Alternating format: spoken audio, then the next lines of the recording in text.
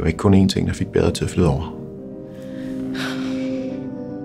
Jeg var ung, og jeg vidste ikke, det skulle smage sådan. Vi endte med at være en lille gruppe, der bare sneg os ud på gaden og skaffede det.